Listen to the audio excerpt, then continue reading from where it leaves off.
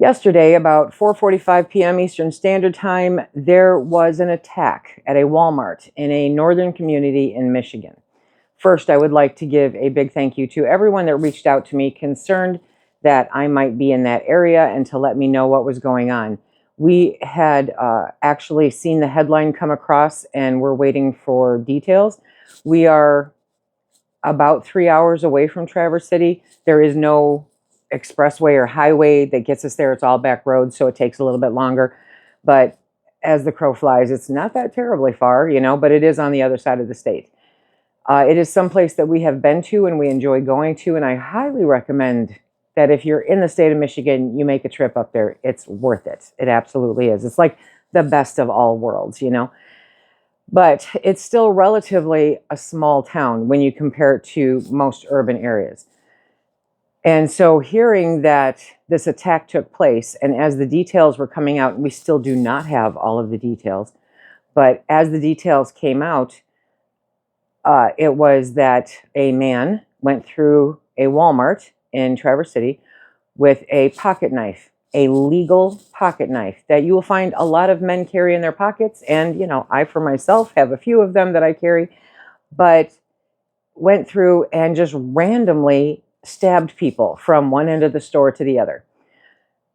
Ages 29 to, I think it was 84, were the ages of the victims. Nobody died, thank goodness, but they were in severe and critical condition for a while. I don't know if some still are. I haven't had an update yet this morning.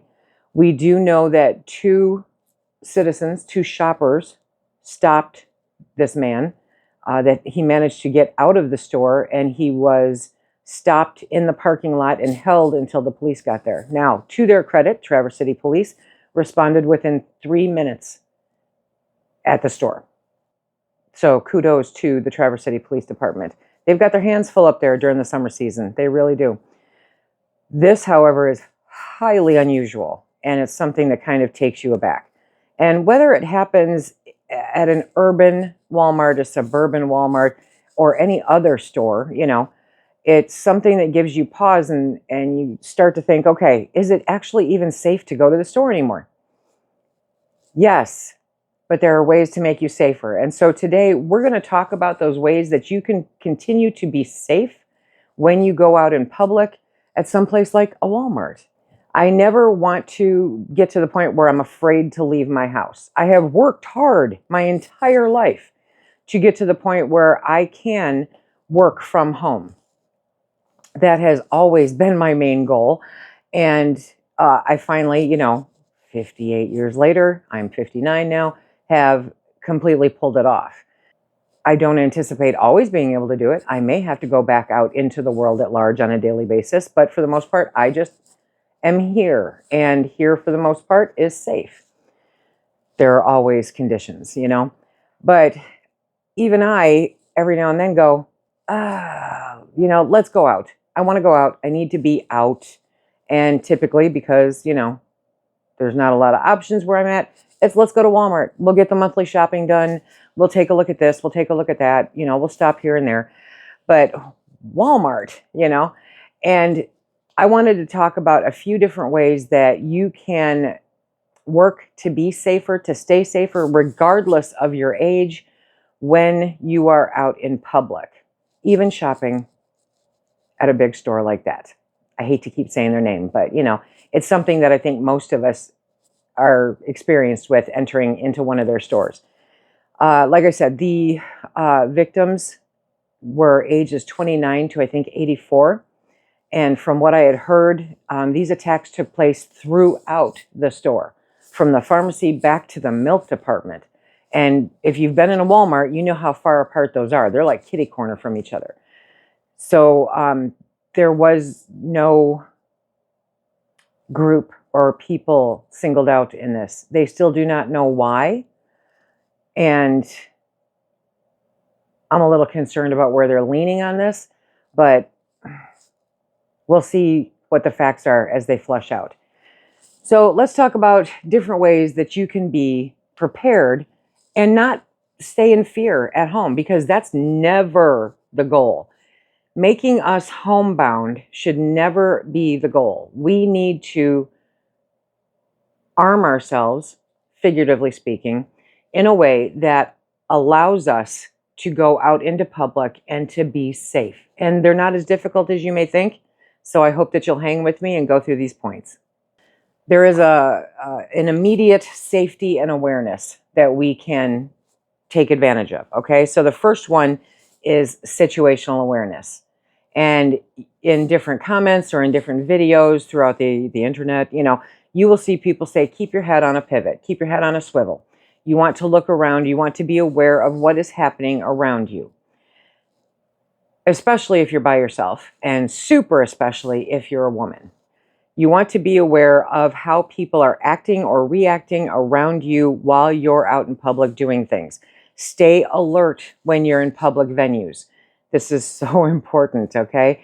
And when you're focused on something, like when I go grocery shopping, for the few times that I actually walk into the store for the purpose of purchasing food, I'm normally intent on where I have to go, what I have to do. I'm looking at things, and so it takes extra effort for me to pay attention to what's happening around me while that's going on. Because some of us, the introverts that are out there, right, we are more focused on let's get out of here and get away from these people than we are interacting with them.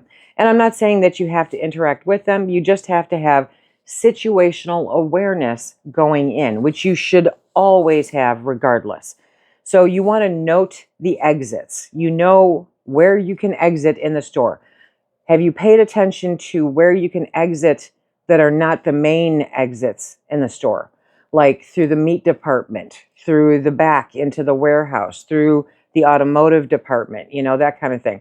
So regardless of what store you're going into, and I'm going to use Walmart as an example because this is what we're dealing with at the moment, but they have multiple exits. Now, are most of them open to the public at large all the time? No. But during an emergency, make use of them. Absolutely know where they are and know what you need to do to get to them, okay? Exits near checkouts are obviously the ones that you want to pay attention to, or pathways in case somebody attacks. So if you hear of somebody coming in and doing something like this, if you hear people screaming, if you hear people yelling, he's got a knife, if you hear something like that, you need to look for those exits. You need to know where they are before the need comes in. Be paying attention to what's going on. No, it's not just some person yelling for no reason. Listen to what they said. Okay, now's not the time to be wearing your earbuds, your headphones. I actually don't listen to stuff when I shop because every time I do, somebody tries talking to me, and I realized that it's better to not have them on so that I can pay attention to what's going on around me. You want to monitor for unusual behavior. What is your definition of unusual behavior?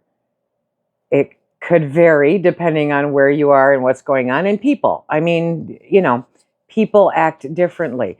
But you will notice when somebody is looking super paranoid or super nervous or super hostile, they don't actually have to say anything. It's body language. And so if you see something like that, you need to be observant and you need to pull yourself away from them. You need to back off and head in another direction. You need to be aware of where they're going, what they're doing, and what their actions are. Just because they appear that way does not mean something horrible is going to happen, but it means that they are somebody that you should be paying attention to. If somebody comes rushing into a store with an odd body language, that's something to pay attention to, not to turn your back on. So you need to increase your situational awareness when you're in crowded spaces like a store. It's very important. You want to promote bystander preparedness through first aid training, okay? A lot of people jumped in and administered first aid or attempted to administer first aid to the victims when this occurred. This is something that we can learn, that we can take classes for, that we can, look up on YouTube even. YouTube University will teach you a whole bunch of stuff. Basic skills like applying pressure to stop bleeding, okay, or performing tourniquets can literally save lives. Literally save lives. So having that base knowledge to help during something like this, huge. You want to definitely check out things like the Red Cross or Stop Bleed training. They have that available. It's a good thing to know regardless of the age. I know this is going to sound odd and you're going to go, how am I going to pull this off? But you can do it without raising alarm bells to everyone around you. You want to implement routine active threat drills. Make it a regular part of your training, okay, that you can do by yourself. You don't have to do it with a group of people. If you are in workplaces or retail stores like Walmart, regularly rehearse lockdown, escape, or shelter-in-place protocols. Be aware of different ways that you can do all of those in the places that you frequent the most. Again, not that difficult, okay? It's similar to active shooter drills, you know, that kind of thing, to improve your reaction speed. So when you're looking at lockdown, escape, or shelter-in-place protocols, there are different ways to handle them depending on where you're located. Now, I'm not saying that you're out shopping, you know, this week and you decide you're going to practice an escape. No, you're not going to try to run through the back door of Walmart, you know, but you are going to be aware of where it is, and you are going to be aware of what you have to watch out for as you're there, as you're heading there. It's definitely something to practice and to be aware of, even if you're just doing it mentally through your head. How quickly can you traverse from one end of that store to the other if need be? Let's look at some public response techniques. Okay, so they have a thing called safe intervention training. Do I recommend everybody does this? No, but it doesn't hurt. It doesn't hurt to learn about it, right? So while civilians like veteran Derek Perry, he's one of the two that stopped him, intervened holding a handgun, most communities should emphasize nonviolent actions, okay? Because probably the most substantial thing about this, while I am huge on being able to carry and being able to know how to utilize said weapons, knowing how to do it without those is a great thing. He actually did not intend to be carrying. He was coming back from the range and forgot to take it off. So subsequently, he accidentally had it on. You want to learn how to create barriers. You want to learn distractions or how to guide others out, okay? One of the cool things that I read in just a little bit of information that's come out is that there were people who were shoving shopping carts at him, trying to distract him, trying to block him, okay? Shopping carts are a great weapon. They are great at being able to at least slow people down. Only trained individuals should ever confront armed perpetrators, ever. So don't, if you're not trained, don't, okay? Because you just don't know what could go wrong, and a lot can go wrong in a situation like that. But if you ever have to try to stay away from somebody who's coming at you with a knife, you shove whatever you can in the way to keep them from getting to you. Now, obviously, guns are a different thing altogether, and there's different training out there for that. You want to definitely, when there's multiple bystanders, okay, you want to work together. You absolutely want to work together. That's the time when you pull strangers into your circle and say, let's do this. Using carts to block paths or restraining the person. It took two of them. They restrained them, okay? They reduce harm when you can do that. Training on vocal commands is huge. Crowd movement and safe restraint can help. So again, these are trainings that you can get, and I'll cover more of that later on in the video. We're going to look at some personal preparedness now that you can do when you go out. And it's not huge. It's not like y'all have to strap on a handgun, okay? You want to carry non-lethal defense tools, and you need to know how to use them, and you need other know-how too. For those interested, there are courses in restraint techniques or pepper spray where it's legal, because I know it's not legal everywhere, and they can offer alternatives to firearms. So Not everything needs to be a pew-pew, okay? Knowing how and when to use them is the key. And for that, you do require some training. Most of the time, that training is not difficult to find. It's there.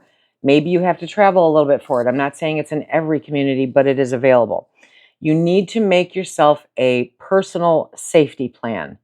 Huge. Whether shopping or visiting busy stores or whatever, set meeting points with family members.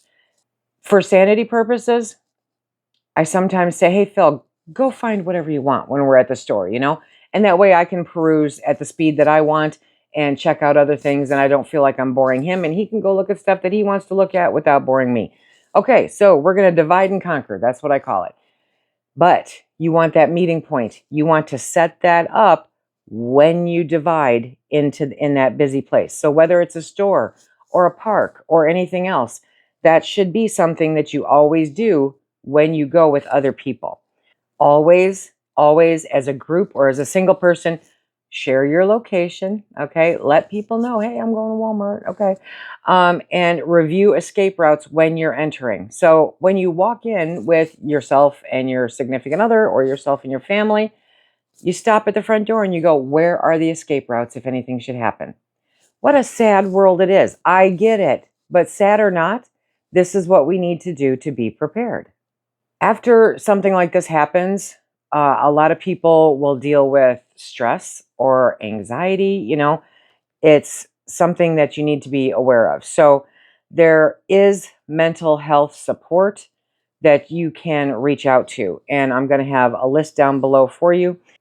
Post-incident, there are some things that you can do. If after it's all said and done and you were there, okay, then you are probably going to need to talk to somebody. You are probably going to need to find a way to reduce the anxiety, bring the stress level down, breathe, So reaching out to the different community wellness organizations that are out there is big. Don't be afraid to do it. Don't be ashamed to do it. It's a very stressful situation that if you have not been in some kind of training, military or otherwise, to teach you how to deal with it, you won't know how to deal with it, and it can impact you. So make a point to reach out if you are involved in anything like that. You want to make sure that if something like this is going on, that you can disseminate clear public alerts. You need to be able to pay attention to what's going on. Use social media, store announcements. Have you ever walked by and seen where they make little store announcements, right?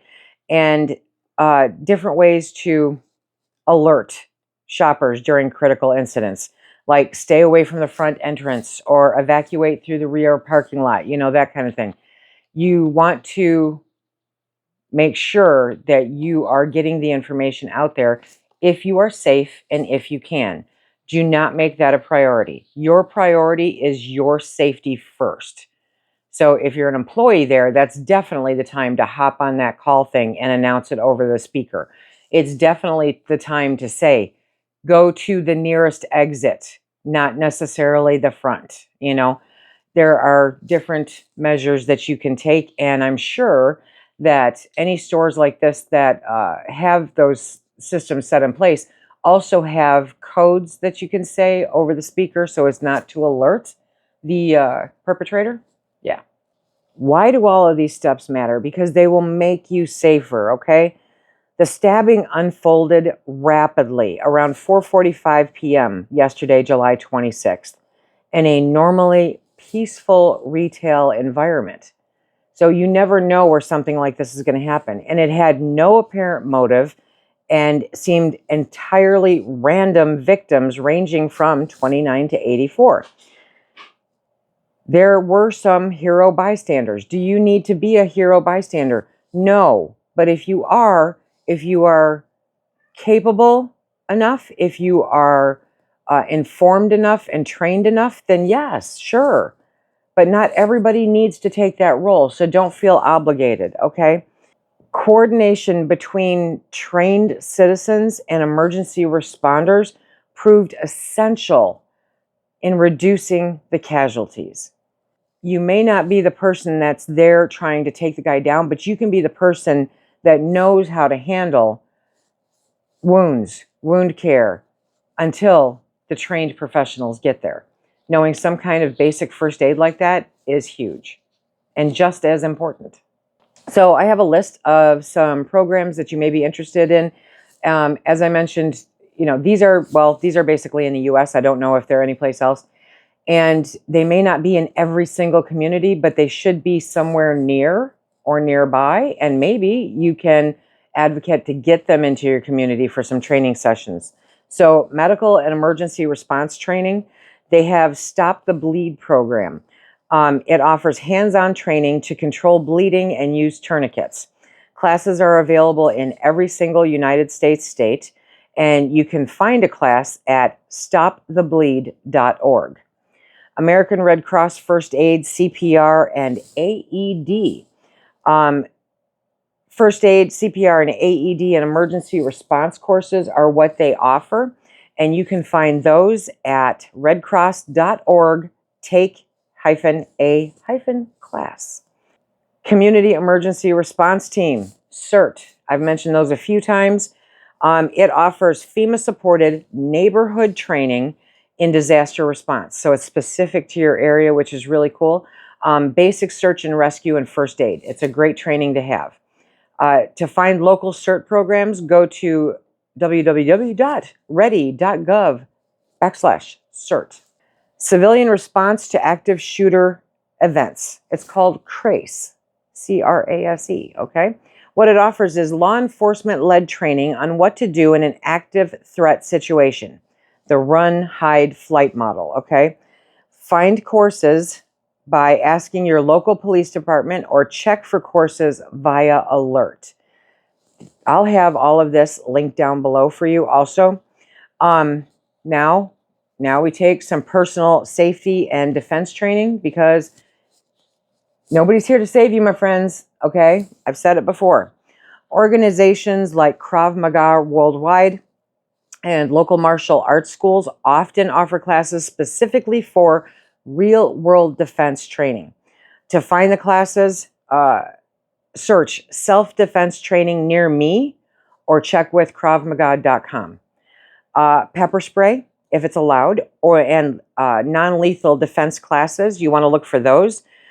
Companies like Sabre offer in-person and online pepper spray and personal safety classes. You can learn more at saberred.com. So cool. Active threat preparedness for businesses and churches because the world's a dumpster fire, okay? Many private security and consulting companies provide custom training for retail staff, congregations, and community spaces. They have, let's see, an example is Strategos International. So reach out, do a search for some of those, talk to the powers that be in your organizations or business to see if that's something that they would be willing to do. Ignoring it does not make it go away. It makes you a victim. That's something I cannot stress enough. For the emotional and mental health support that goes hand in hand with this, it doesn't matter how strong you are, how Billy Bad Butt you are, okay? You will still need some kind of emotional or mental health support after this because it's not something that we are designed to naturally deal with anymore.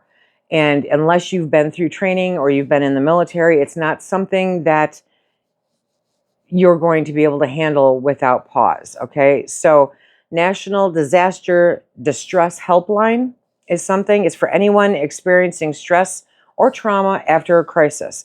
Phone number and website will be down below. National Alliance on Mental Illness, ongoing mental health support and local resources, again, down below. And they have trauma recovery networks, which I find really great. And that information, again, will be down below. We're going to have everything that you need here, not only to become prepared for it, but to deal with it afterwards. Another thing to consider is community preparedness networks, like neighborhood watches and community safety groups, right? Contact your local law enforcement and join or form a community watch program. There are resources that you can use down below at nnw.org. Faith-based and nonprofit security grants and training, DHS has a nonprofit security grant program that funds safety planning and training for nonprofits. That link will be down below. Very important. Local emergency management offices, county and city emergency management agencies often provide free public safety classes, drills, communication plans.